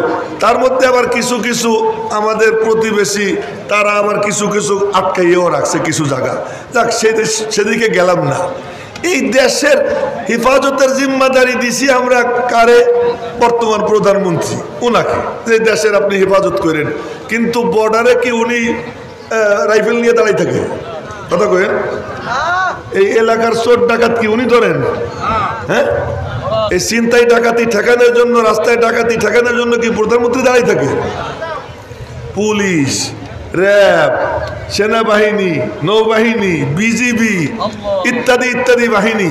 আমার আল্লাহ বলেন ইন্না নাহনু নাযালনা যিকরা, কুরআন নাজিল করছি আমি কোরআনের হাফেজ, কমান্ডার ইন চিফ। আল্লাহ তাআলা হেফাজত আমি করব। তবে আল্লাহ তাআলা নিজে নাইমে এরকম ধরে রাখবেন তা না। এই কোরআনে কারীমের অক্ষরগুলোর মাখরাজ, বিশুদ্ধ উচ্চারণ, এর হেফাজতের জন্য আল্লাহ পাক কারি সাহেবদেরকে সৈনিক নিয়োগ করে দিয়েছেন। জোরে কন্না আল্লাহু আকবার। কোরআনের শব্দগুলোর হেফাজতের জন্য আল্লাহ পাক হাফেজদেরকে নিয়োগ করে দিয়েছেন। সুবহানাল্লাহ কয় না ভালো করে? হাফেজরা কোরআনে কারীমের অর্থ ব্যাখ্যা বিশ্লেষণ এর হেফাজতের জন্য আল্লাহ তাআলা আলেমদেরকে নিয়োগ করে দিয়েছেন। হাফেজ সাহেবরা পড়ে অর্থ বোঝে না, আলেম শোনে অর্থ বুঝে। আলেম তিলাওয়াত করতে যায়, একটু কয়ে কয়ে তারপরে জানি কি হাফেজ সাহেব শব্দ বলে যায়, একটু ভুল হইলে হাফেজ ধরে শব্দের হেফাজতের জন্য হাফেজ। তাজবিদ যদি ভুল হয় কারি সাহেব বলে আপনার দদের উচ্চারণ হয় নাই, দদ অমুক জায়গার থেকে বলতে হবে, ডাল অমুক জায়গার থেকে বলতে হবে। শব্দগুলো সহি উচ্চারণের জন্য আল্লাহ পাক কারীদেরকে নিয়োগ করছেন, শব্দগুলোর হেফাজতের জন্য হাফেজদেরকে নিয়োগ করছেন, ব্যাখ্যা বিশ্লেষণের হেফাজতের জন্য আল্লাহ পাক আলেমদেরকে নিয়োগ করছেন। আর ভিতরের সূক্ষ্মাতি সূক্ষ্ম বিষয়ে এর হেফাজতের জন্য আল্লাহ পীরে কামেল মুকাম্মিল আল্লাহ আলেমে রব্বানি আলেমে হাক্কানি যারা আহলুল্লাহ যারা তাদেরকে আল্লাহ তাআলা নির্বাচন করছেন এই চার গুরু, এই চার কামের জন্য। তো এই কোরআন আল্লাহ কথা কোন দিক চলে গেল, তো বলতেছিলাম আপনাদের সামনে যে আল্লাহ পাক রব্বুল আলামিন বলেন যে সবচেয়ে বড় নিয়ামত যেটা আমি তোদেরকে দিলাম, লাকাদ মান্নাল্লাহু আলাল মুমিনিন, দেখ কি দিলাম আমি এক নিয়ামত, ইহসানে আজিম, আমার মাহবুবকে তোদেরকে দিয়ে দিলাম। মাহবুবের কাম কি? তোমাদের জন্য রাস্তাঘাট বানাবে। আল্লাহর কসম আমার নবী একটা ভবনও বানান নাই, শুধু মসজিদই নির্মাণ করেছেন। লক্ষ্য করেন কথা, শুধু মসজিদই নির্মাণ করেছেন, নিজের জন্য কোনো ভবন বানান নাই। মসজিদের পাশে মুরগির খোপের মতো একটা কামরা, যেই কামরায় হযরত আয়েশা সিদ্দিকাকে নিয়া, হযরতে উম্মে সালামাকে নিয়া, হযরতে হাফসাকে নিয়া, হযরতে সাউদাকে নিয়া, হযরতে সফিয়াকে নিয়া, আমাদের মা জননীদেরকে নিয়া মুরগির খোপের মতো ছোট্ট ছোট্ট কামরা। এই গতকালই হাদিস পড়াইছি নাকি আজকে পড়াইলাম যে নবীজির শোয়ার বিছানার জায়গা একটা কবরের মতো জায়গা ছিল। জোরে সুবহানাল্লাহ কইলেন না? একটা কবরে যতটুকু জায়গা ঠিক নবীজির বিছানার জায়গা অতটুকু। আর মদিনা থেকে মক্কা শরীফ, মক্কা শরীফ থেকে মদিনা শরীফ আপ ডাউন তো কয়েকবার হয়েছে, কিন্তু নবীজি কোনো রাস্তা নির্মাণ করেন নাই। পাহাড়ের উপরে চড়ছেন, পাহাড় থেকে নামছেন, এরপরে ওই টিলার পাশ দিয়ে গেছেন, কেমনে কেমনে চলছেন সাহাবীরা সেই বিবরণ হাদিসে দিছেন। নবীজি যদি চাইতেন মক্কা শরীফ থেকে মদিনা শরীফ পর্যন্ত রাস্তা হবে এক্সেলেটার, চলন্ত সিঁড়ি, চাইলেই তো হয়ে যেত। ঈসা আলাইহিস সালাম দোয়া করছেন, আনজিল আলাইনা মাইদাতাম মিনাস সামা, আল্লাহ আসমান থেকে দস্তরখান নামাইয়া দাও। আল্লাহ নামাই দিবেন। মুসা আলাইহিস সালাম দোয়া করছেন, আল্লাহ মান্না সালওয়া দাও। আল্লাহ পাক বলেন, ওয়া আনজালনা আলাইহিমুল মান্না ওয়াস সালওয়া, আসমানি বেহেশতি খাবার মান্না সালওয়া আমি জমিনে নাজিল করে দিলাম। মুসা আলাইহিস সালামের দোয়ায় মান্না সালওয়া নাজিল হয়, ঈসা আলাইহিস সালামের দোয়ায় দস্তরখান নাজিল হয়। আর নবীজির আল্লাহ কয় স্বর্ণের পাহাড় দিয়ে দিব, নাও। কান্না নিব না, সুবহানাল্লাহ কয় না? উহুদ পাহাড়ে স্বর্ণ বানাই দিবেন আল্লাহ বলছেন, সহিহ হাদিস। স্বর্ণ বানাই দেই, নিয়ে নাও। কন্যা এদিকে প্রস্তাব দেয়, ওদিকে জিব্রাইলকে দাঁড় করে রাখে।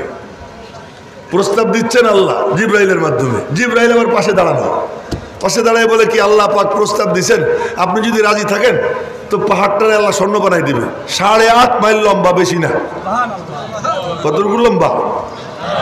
এই এতটুকু খেজুরের আঠির মতো স্বর্ণের টুকরা, তাই খায়, খাইয়া পেটের মধ্যে নিয়ে প্লেনে ওঠে। এরপরে যন্ত্রে ধরা পড়ে, পরে পুলিশের সামনে, র্যাবের সামনে কাপড় খুলে হাগে। এই ভিডিও ভাইরাল হয়েছে। এই এতটুকু স্বর্ণের জন্য এই করে। আর 8.5 মাইল লম্বা পাহাড়, প্রস্থ কতটুকু, গভীরতা কতটুকু। তুমি যদি রাজি থাকো দোস্ত, এটা কি হয়ে যাবে, স্বর্ণ হয়ে যাবে। জিব্রাইল আমার দিকে দেখেন, নবীজি তখন মনে মনে বলতেছেন, মক্কা শরীফ থাকতে তো অত দরকার ছিল না, এখন তো একটু দরকার। এখন সব সাহাবী, হাজার হাজার সাহাবী, এখন তো একটু দরকার, কি করা যায়। তো জিব্রাইলের দিকে তাকাইছেন, আমার দিকে সবাই দেখেন, চোখ দিয়ে তাকাইছেন, বন্ধু কি বলো, কি করি, নিব কি নিব না। জিব্রাইলও কিচ্ছু কয় না, আমার দিকে দেখেন। জিব্রাইল খেলে এমন করে, জিবরাইল হাত উপরের থেকে নিচের দিকে নামায়। ব্র্যাকেটে ইমাম বুখারী লেখেন আনদা নাফসাকা, নিচে হয়ে যান। নবীজি বুঝে ফেলেছেন, বুঝে বলতেছেন নবিয়ান আবদা লা নবিয়ান মালিকা, গোলাম নবী থাকতে চাই, বাদশাহ নবী হইতে চাই না। একবেলা না খেয়ে থাকবো, সবর করব, একবেলা খাবো, শুকর আদায় করব। যখন না খেয়ে থাকবো গিড়গিড়ে কেন্দে কেন্দে বলবো মালিক পেটে খিদা, খাবার দাও। সাহাবীদের পেটে খিদা, তোমার কাছে দোয়া করব আল্লাহ খাবার দাও, তুমি খাবার দিও। তোমার কাছে কেন্দে কেন্দে চাবো, দারিদ্র আমি বাইছে নিলাম। তাই বলতেন আল ফকরু ফখরি, দারিদ্র আমার অহংকার, এইটা আমি চাইয়ে নিছি। চাইয়ে চাইয়ে নিছেন, ইচ্ছা করলে নিতে পারতেন। আজীব ব্যাপার। আল্লাহ কয় দোস্ত ব্যাপার কি, তুমি নিবা না কেন? কি চাও? তো মালিক আমি শুধু চাই তুমি আমাদের দিকে তাকাইয়া মুস্কি হাইসে দাও, তুমি আমাদের দিকে খুশির নজরে তাকাও, রহমতের নজরে তাকাও। সুবহানাল্লাহ, জোরে বলেন না সুবহানাল্লাহ বালকেরা। কেমন নবী? আচ্ছা আল্লাহ পাক পরে বলেন যে আচ্ছা কিছুই যখন নেয় না, আসলটা দিয়েই দে, আসলটা দিয়েই দে। সহি হাদিস, নবীজি নামাজে দাঁড়াইছে, আমার দিকে দেখেন, দেখেন সব খালি কথা দিয়ে বোঝা যায় না, যা যে বলে তারে দেখতেও হয়। হ্যাঁ, দেখতেও হয়। এই জন্য চোখ বন্ধ করে ওয়াজ শুনতে হয় না, চোখ খুইলা যে কথা কয় তারে দেখতে হয়। নবীজি নামাজ পড়তেছেন, নামাজের মধ্যে সাহাবীরা লক্ষ্য করলেন নবীজি দুই হাত সামনের দিকে এমন করে বাড়াইছেন, দুই হাত সামনের দিকে এমন করে দিয়েছেন। তো এই দেখা আবার হাত কুটাইয়া আইনা ইতমিনানের সাথে নামাজ শেষ করছেন। হাদিসের আর এক অংশ আছে, বাদ দিয়ে দিলাম, ওই অংশ বললাম না। আবার একটু কপাল ঘুষাইছেন, পিছনের দিকে গেছেন, ওই অংশ এখন বলবো না।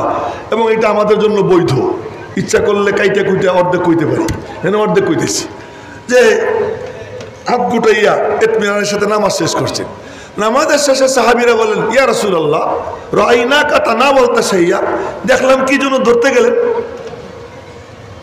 কি জন্য ধরতে গেলেন? কাহা ধরতে গেছিলাম। কি? জান্নাত আমার সামনে হাজির ছিল। সুবহানাল্লাহ কয় না ভালো করে? জান্নাত হাজির। ঈসা আলাইহিস সালাম আসমানি দস্তরখান দোয়া করে নামায় না, মুসা আলাইহিস সালাম দোয়া করে মান্না সালওয়া নামান, আর নবীজির আল্লাহ তাআলা জান্নাত সামনে উপস্থিত করে দিয়েছেন। দিছেন, দেওয়ার পরে হাত বাড়াই আবার গুটাইছে। কি কি ছিল? আঙ্গুরে ছড়া ঝুলতেছিল। সবাই সুবহানাল্লাহ কয় না? এমন মরা মানুষ, জোরে কর না আল্লাহু আকবার। এই যে এক যুবক হেলান দিয়ে রয়েছে, বুড়া কালে তো তুমি শুয়েই থাকবা, সোজা হয়ে বসে শোনো বাস, হ্যাঁ তাজা হয়ে। হ্যাঁ, তো এখন কি করলেন? একবার মনে চাইছিল ধরি, আবার ভাবলাম না, জান্নাতের ফল জান্নাতে গিয়ে খাবো। কেমন ধৈর্যের ধৈর্য, কেমন ধৈর্যের ধৈর্য! জান্নাতের ফল জান্নাতে গিয়ে খাবো, খাবো না দুনিয়ায়। এরপরে বললেন কি ক্ষমতা ছিল রে, ক্ষমতা ছিল, আমিও খাইতাম, কিয়ামত পর্যন্ত আমার উম্মতরে খাওয়াইতে পারতাম। বলতেছেন নবীজির কথার ভাষা শুনেন, লাউ আকালতু মিনহু উনকুদান লাআকালতুম মিনহু মা বাকিয়াতিদ দুনিয়া, যদি ওখান থেকে আমি একটা ছড়া ছিঁড়ে আনতাম, আমি খাইতাম, তোমরা খাইতা, কিয়ামত পর্যন্ত আমার উম্মত খাইতে পারতো। বাম দিকের এরা সুবহানাল্লাহ কইল না, সবাই মিলে ধরে বলেন সুবহানাল্লাহ। তো আরে আমি বলাই না, আমার মনে পড়ে গেল আজকে হুজুররা শুনেন, আব্দুল্লাহ দরখাস্তি রহমতুল্লাহ হাফেজে হাদিস ছিলেন। এখন তো হাফেজে হাদিস মাশাআল্লাহ বহু পাওয়া যায়। হ্যাঁ, আমি একবার সাভারে এক হাফেজে হাদিস পাইলাম, মানে বিজ্ঞাপনে দেখি হাফেজে বুখারী, খুব ভালো লাগলো। এবারে ডাইকে আনো, তা ডাইকে আনছে, বললাম তুমি বুখারী শরীফের হাফেজ? ইয়াং ছেলে, জি হুজুর। তা আমারও তো দুই একটা হাদিস মুখস্থ আছে। তা আমি বললাম এক হাদিস, এরপরের থেকে বলো। সেই হাদিস হলো লাকাদ রাআইতুনি ইয়াওমা আবি জান্নাল ওয়ালাউ আস্তাতিউ আন আরুদ্দা আমরা রাসূলিল্লাহি সাল্লাল্লাহু আলাইহি ওয়াসাল্লাম লা রাদাতু ওয়ালাকিন ওয়াল্লাহি মা ওয়াজানা সুয়ুফানা আলা আওয়াতিকিনা লিআমরিন ইউফজিউনা ইল্লা আসহালনা বিনা ইলা আমরিন নারিফু ক্বাবলা হাদাল আমর মা নাসুদ্দু মিনহা খাসমান ইল্লা ফাজারা আলাইনা খুসাম লা নাদরি কাইফা নাতি লাহু। এই যে হাদিস পড়লাম এমনি এমনি পড়ি নেই, এমন যখন পড়া হয় শাহ ওলিউল্লাহ মুহাদ্দিস দেহলভী রহমতুল্লাহ আলাই উনি এক কিতাব লেখছেন ফুয়ুজুল হারামাইন। উনি মক্কা শরীফ মদিনা শরীফে লম্বা সময় কাটাইছেন, তখন মাঝে মাঝে ওনার সিনা খুলে যেত, কিছু কিছু জিনিস দেখতেন, আর ওইটা উনি লুকান নাই, ওই সবগুলো লিখে গেছেন। ওই কিতাবের নাম ফুয়ুজুল হারামাইন। তো উনি বলেন আমি একদিন রওজা পাকের পাশে বইসা মুরাকাবা করতেছিলাম এটা দেখার জন্য যেখানে হাদিসের দর্শ হয়, হাদিস যেখানে পড়া হয় ওই জায়গাটা কেমন। তা আমি দেখলাম নবীজির সিনা মুবারক থেকে নূরের ফোকাস ওই মজলিসের মধ্যে পড়তেছে। এই জন্য আমি যে হাদিস পড়লাম এই পড়ার দ্বারা আর কিচ্ছু হয় নাই, এতটুকু হয়েছে যে এই মজলিসের সম্পর্ক রওজা পাকের সঙ্গে হয়ে গেছে। তো এটা হলো এতটুকু পড়ে বললাম কি পরের টুকি একটু কম কয় যে কিতাব দেখতে হবে। আর এক হাদিস জিজ্ঞেস করলাম কয় কিতাব দেখতে হবে। এখন আমার মন চাইতেছে থাপড়াইয়াও দাঁত ফেলাই দেয়। আরে ঠিক কইতে কইছে দেখি আমার মনে কইতেছিল আর কি, কেন তুই কেন এই মুনাফিকি করলি? তুই নিজের নামে হাফেজে বুখারী কেন লাগাইলি? বুখারী শরীফের হাফেজ হওয়া কি চারটিখানি কথা? আব্দুল্লাহ দরখাস্তি রহমতুল্লাহ আলাই হাফেজে হাদিস ছিলেন মানে কি পুরো সিয়াসেত তার হাফেজ ছিলেন। লোকটা কেমন ছিলেন? আরে আল্লাহ কি আবার অন্যদিকে চলে গেলাম। লোকটা কেমন ছিলেন? রওজা পাকের পাশে গেছেন, গিয়ে সালাম দিয়েছেন, আসসালামু আলাইকা ইয়া রাসূলুল্লাহ। জবাব শুনছেন কি শোনেন নাই তা আমি বলতে পারবো না। সালামের পরে এরপরে একটু রেস্ট নিছেন, ঘুমের মধ্যে নবীজির সঙ্গে দেখা হয়ে গেছে।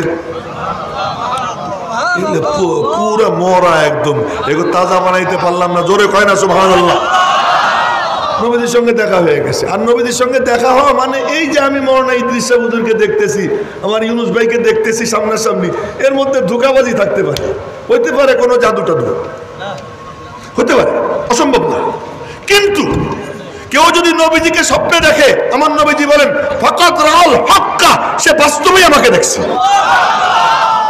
নবীজির সঙ্গে দেখা, নবীজির সঙ্গে দেখা যখন দেখা হয়েছে তো উনি বললেন ইয়া রাসূলুল্লাহ আমি তো আসছি আর পাকিস্তানে যাব না, এখানেই থেকে যাব, হিজরত করার নিয়ত করে আসছি। নবীজি বললেন না তুমি পাকিস্তানে ফিরে যাও। ইয়া রাসূলুল্লাহ আমার খুব মনে চাইছিল আমি থেকে যাব, কেন না তুমি চলে যাও, ওখানে গিয়ে খতমে নবুয়তের কাজ করো। দেখছেন তামাশা, খতমে নবুয়তের কাজ করো। আর ওখানে আমার একটা ছেলে আছে, তারে আমার সালাম দিও। বলে আপনার ছেলে কে? আমার ছেলে শাহ আতাউল্লাহ বুখারী। শাহ আতাউল্লাহ বুখারীর আমার সালাম দিও। বইল আমি ওর উপরে খুব খুশি আছি। পরে জুইমা থাকতে বইল, জুইমা থাকতে বইল। তো আব্দুল্লাহ দরখাস্তি রহমতুল্লাহ আলাই দেশে আসছেন। দেশে আইসা আতাউল্লাহ বুখারী সাহেবকে দেখতে গেছেন। উনি তখন অসুস্থ শোয়া, গিয়ে যখন বলছেন আসসালামু আলাইকুম রহমতুল্লাহ, এরপরে বললেন আরে নবীজি তোমার সালাম জানাইছেন। আর বলছেন আমার ছেলে আতাউল্লাহ বুখারী, ওরে বইল খতমে নবুয়তের কাজ মজবুত করে করতে। এইটা শুই না এক চিৎকার দিয়া আতাউল্লাহ সাহেব বুখারী বেহুশ হয়ে পড়ে গেছে। পরে হুশ আসছে। এই আব্দুল্লাহ দরখাস্তি রহমতুল্লাহ আলাইহির চেহারা আমি দেখছি মালিবাগ মাদ্রাসায়, তখন আমি ছাত্র, বয়স আমার 15 কি 16 এমন হবে। এই বেটা তুই নিচের দিকে তাকাইছিস, মারবো, এদিক তাকা। তো বয়স 15 কি 16। তো উনি বয়ান করতে সময় বললেন কি সব কাহো সুবহানাল্লাহ, তো আমরা বলছি সুবহানাল্লাহ। ফের কাহো সুবহানাল্লাহ, আবার বলছি সুবহানাল্লাহ। এরপরে বললেন জোর সে কাহো সুবহানাল্লাহ, তা আমরা বললাম জোরে সোরে। মনে মনে বলতেছিলাম বুড়ার হইলটা কি, আমাদেরকে দিয়ে বারে বারে বলায় কেন? যেমন আপনারা অনেকে মনে মনে কইতেছেন ইয়া মাহমুদের হইল কি, আমাদেরকে দিয়ে বারে বারে কেন বলায়? আমি বারে বারে কেন বলাই, উনি কেন আমারে বারে বারে বলেছেন? তাজা খাহি দাসে তনগর দাগ হায় সিনারা, ताजा खाही दाशे तनगर दाग हाय सीनारा, गाहे गाहे बाजे खानी बिस्साए फारिनारा। মাঝে মাঝে ওনাদের কথা স্মরণ করতে হয়। তো উনিও জোরে বলাইছিলেন, আমিও জোরে বলাইলাম। উনার অনুসরণ কইরা জোরে বলাইলাম। আবার একবার জোরে সরে বলেন সুবহানাল্লাহ, আলহামদুলিল্লাহ, লা ইলাহা ইল্লাল্লাহ, আল্লাহু আকবার, আস্তাগফিরুল্লাহ, সাল্লাল্লাহু আলাইহি ওয়াসাল্লাম। 6 তাসবিহ আবার মনে করাইয়া দিলাম। না মনে পড়ে? 6 তাসবিহ আবার কি মনে করাইয়া দিলাম। আমল করবো তো ইনশাআল্লাহ। বলে সবচেয়ে বড় নিয়ামত দিলাম। সেই নিয়ামত কি? আমার রসুল। রসুলের কাম কি? কোরআনে কারিমের তেলাওয়াত করবেন। যখনই নাজিল হইতো যখনই নাজিল হইতো তখনই ডাক দিতেন, এ কোরআন কোথায় তোরা, জলদি আয়। সাহাবীরা হাজির হইতো, নবীজি তেলাওয়াত শুরু করতেন আর বলতেন খুযু আন্নী রুতবা, নে তোরা আমার কাছ থেকে তাজা তাজা তাজা তাজার যে মজা, ওই মজা ফ্রিজে রাখার পরে হয় না। তাজা তাজার যে মজা ওইটা কিছুক্ষণ রাইখে দেওয়ার পরে তা হয় না। মেরে মোহতারাম ভাইও, তাজা তাজার খুব মজা। এই শুক্রবারে, এই গত শুক্রবারে শরীয়তপুরের বেদেরগঞ্জে জুমার নামাজ পড়ছি। ওখানে ঢাকার জুমা বাদ দিয়ে ওখানে জুমা পড়ছি। জুমার পরে খাবার দিছে, খানা খাইছি, এত মজা গরুর গোশত আর হাড্ডি পর্যন্ত চাবাই চাবাই খাইতেছি। তো বললাম কি ব্যাপার, এত মজা গরুর গোশত? কয় যে জবাই করে সাথে সাথে আইনে পাকাইছি। তাজা গোশতের আলাদা মজা। নবীজির কাছে ওহী নাজিল হইতো আর নাজিল হওয়ার পরে সাথে সাথে বলতেন জলদি আইসো, তাজা তাজা নাও, খুযু আন্নী রুতবা, নেও তাজা তাজা। এই জন্য সাহাবিরা ডাইরেক্ট নবীজির থেকে তেলাওয়াত শুনছেন। এই জন্য ওই আশরাফ আলী থানবী, হুসাইন আহমদ মাদানী, হাসান বসরি এরকম কোটি কোটি এক পাল্লায় রাখলে এক সাহাবীর ধারে কাছে যাইতে পারবেন। ঠিক না? ঠিক করতে ঠিক ঠিক তো আমি জানি, আপনি কবেন সুবহানাল্লাহ। ঠিক কইলে কোনো সওয়াব আছে, এটা কোনো হাদিসে আছে? কিন্তু সুবহানাল্লাহ কইলে কি আছে? সওয়াব আছে। অথবা আল্লাহু আকবার বলেন না, আল্লাহু আকবার বললে কি আছে? সওয়াব আছে। এটা বলে ফেলবেন। এই ঠিক ঠিক এটা একটা বেদাত চালু হয়ে গেছে মাহফিলের মধ্যে। ঠিক কি বেঠিক, ঠিক কি বেঠিক, এটা কোনো সংস্কৃতি না। তো বলতেছিলাম 1 নম্বর কাম ইয়াতলু আলাইহিম আয়াতিহি ওয়া ইউযাক্কিহিম। 2 নম্বর কাম, উনি তোমাদের অন্তরকে পরিশুদ্ধ করবেন, দিলের আবর্জনা ময়লা পরিষ্কার করবেন। তোমরা যাবা তার সোহবতে বসবা, সোহবতে বসার সঙ্গে সঙ্গে 1 মিনিটও যাইতো না। 1 মিনিটের মধ্যে ওই সাহাবীর দিল একেবারে আয়নার মতো পরিষ্কার হয়ে যেত। এত সোহবতে নববীর আসর ছিল। ওয়াইযাক্কিহিম ওয়া ইউআল্লিমুহুমুল কিতাব। এই ব্যাখ্যা করতে গেলে অনেক লম্বা। আয়াত তো সাহাবীরা বুঝতেন, কোনোটা বুঝতেন না। যেটা বুঝতেন না ওইটার জন্য যাইতেন। যাওয়ার পরে নবীজি গবেষণা করতেন। গবেষণা করার পরে আল্লাহ মাথার মধ্যে ঢাইলে দিত। এটার নাম হলো ওহিয়ে খফি, এটা হলো গোপন ওহী। আর একটা হলো নবীজি বলতেন আমার বুঝে আসতেছে না, দেখি আল্লাহ কি বলে, অপেক্ষা করি। আল্লাহ বলেন ফালা তাজাল বিল কুরআন মিন ক্বাবলি আন ইউকদা ইলাইকা ওয়াহয়ুহু ওয়া কুর রাব্বি জিদনি ইলমা। তাড়াহুড়া কইরো না, অপেক্ষা করো, পরিপূর্ণ ব্যাখ্যা আমি দিচ্ছি, আমি আল্লাহ দিব। ওয়া ইউআল্লিমুহুমুল কিতাব ওয়াল হিকমা। হিকমা মানে কি মনে রাখেন, বলে দেই। হিকমা মানে ওয়াজউল উমুরি ফি মুহাল্লিহা আলা সাওয়া। প্রত্যেকটা জিনিসকে তার আপন জায়গায় সুন্দরভাবে রাখার নাম হলো হিকমত। যে জিনিস যেখানে রাখার, ওই জিনিস ওখানে রাখা হলো হিকমত। এজন্য কোরআন শরীফকে আল্লাহ বলছেন কোরআনে হাকিম, ইয়াসিন ওয়াল কুরআনিল হাকিম। এই 30 পারা কোরআন, যে আয়াত যেখানে হওয়ার ওখানেই আছে, যে সূরা যেখানে হওয়ার সেখানেই আছে। যেটা যেমন হওয়ার দরকার ঠিক ওইটা ওই রকমই, একটুও হিকমতের বাইরে না। এই 4 কামের জন্য আল্লাহ নবীজিরে পাঠাইছেন, সব কোরআন সংক্রান্ত। এই জন্য নবীজি নিজে একটা কোরআন হয়ে গেছে। নবীজি কি হয়ে গেছেন? কোরআন হয়ে গেছেন। আর একদিন এর ব্যাখ্যা করবো ইনশাল্লাহ, যদি আর একদিন সুযোগ হয়। আজকে শুধু কথা এতটুকু যে নবীজি দুনিয়াতে আর কোনো কাম করেন নাই। নিজের ঘর বানান নাই, রাস্তা নির্মাণ করেন নাই, নিজের বিবিদেরকে নিয়ে মুরগির খোপের মধ্যে থাকতেন, কোনো সম্পদ রেখে দেন নাই। বলছেন সম্পদ রেখে গেলাম আল্লাহর কালাম আর আমার সুন্নত। আর এই সম্পদের বন্টন এটা কিসের থেকে হয়? সিনার থেকে সিনায় যায়, এটা কাগজের পাতায় থাকে না।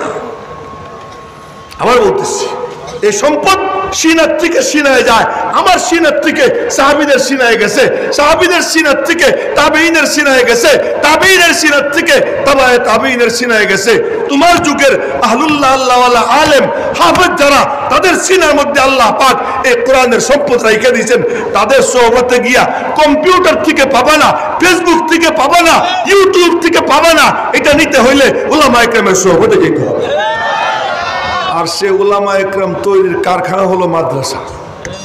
মাদ্রাসা আছে তো অলিপুরি পাবেন, মাদ্রাসা আছে তো মৌলানা ইদ্রিস সাহেব পাবেন, মাদ্রাসা আছে তো মুহাম্মদুল্লাহ হাফেজুর রহমতুল্লাহের মতো বুজুর্গ পাবেন, মাদ্রাসা আছে তো মুবাল্লিগে ইসলাম মৌলানা জুবায়ের সাহেবের মতো লোক পাবেন, মাদ্রাসা আছে তো এরকম আহলুল্লাহ আল্লাহওয়ালা উলামা, হুফাজ, ইমাম, খতিব যা বলেন এই সব কিছুর মূল কেন্দ্র হলো কি? মাদ্রাসা। সুতরাং মাদ্রাসা যারা হেফাজত করে তারা নবীজির দাঁত ভাঙ্গা দ্বীনের মিশনের হেফাজতের সৈনিক হয়ে যায়। আমরা ইনশাআল্লাহ এই মাদ্রাসার হেফাজতের মিশনের, নবীজির দাঁত ভাঙ্গা দ্বীনের মিশনের হেফাজতের সৈনিক হতে রাজি আছি না ইনশাআল্লাহ? কে কে রাজি আছি হাত উঁচা করে আল্লাহরে দেখাই। আল্লাহ তুমি কবুল করো সকলকে। শুনলাম এই মাদ্রাসার জায়গার সংকট, দেখতেছে পিলার হয়ে রয়েছে কিন্তু ছাদ নাই, না পিলার হয়ে রয়েছে ছাদ নাই। আর এইদিকে মাদ্রাসার সামনে জায়গা, এটা কেনার জন্য বায়না হবে। তো এই বায়নার সময় যাতে আল্লাহ সব টাকা পয়সার ব্যবস্থা করে দেয়, এই ছাদের ব্যবস্থা করে দেয়, 2 ফোঁটা চোখের পানি দিয়ে কে কে দোয়া করবেন ইনশাআল্লাহ? হ্যাঁ, দোয়া করবো তো ইনশাআল্লাহ। আর সাধ্য সামর্থ্য অনুযায়ী দিব, কে কে রাজি আছি ইনশাআল্লাহ? দিব তো ইনশাআল্লাহ। এখন একটা সুসংবাদ দিয়ে যাই আপনাদেরকে। আল্লাহ মুমিনদের গুণ যেখানে বয়ান করছেন সেখানেই বলছেন কি? ইউনফিকুনা, আনফাকু, আনফিকু, হুকুম করছেন খরচ করো। ইনফাক এই শব্দটা আসছে নাফাক। নাফাক মানে হলো টানেল। টানেল চেনেন নি আপনারা? টানেল ওই যে পাহাড় কাইটে যে রাস্তা বানায়। মক্কা শরীফ, মদিনা শরীফ গেছেন না? যারা গেছেন তারা দেখছেন যে টানেল। এই টানেল, টানেল কি বলে? একটা গাড়ি যায়, একটা গাড়ি ঢোকে, মানুষ কিছু বের হয়, কিছু মানুষ ঢুকে, এরে বলে টানেল। ঠিক তেমনি ভাবে নাফাক মানে খরচ করা। এই ইনফাক খরচ করা, এটা নাফাক। তার মানে তুমি খরচ করো, যে খরচ করবে আল্লাহর পথে, তো ওই জায়গাটা খালি থাকবে না, আল্লাহ পুরো করে দেবে। এবং নবীজি কসম খেয়ে বলছেন, কসমের দরকার ছিল না, এমনি তো বিশ্বাস করতাম নবীজির কথা, তারপরেও কসম খেয়ে বলছেন, ওয়াল্লাহি মা নাকাসা মালু আবদিন মিন সাদাকা। আল্লাহর কসম, বান্দার মাল সদকার দ্বারা কমে না। তো নবীজির কথার উপর কার কার বিশ্বাস আছে হাত উঁচু করে দেখাই। তাহলে ইনশাআল্লাহ সাধ্য সামর্থ্য অনুযায়ী দিব তো মাদ্রাসা ইনশাআল্লাহ। আল্লাহ সকলকে তৌফিক দান করুক। এলোমেলো অগুসালো বিক্ষিপ্ত কিছু কথা যা আল্লাহ পাক মাথায় ঢেলে দিয়েছেন বলছি। ফাইন আসবতু ফামিনাল্লাহ ওয়া ইন আখতাতু ফামিন্নী ওয়া মিনাশ শাইতান ওয়া মা আলাইনা ইল্লাল বালাগ। আসসালামু আলাইকুম।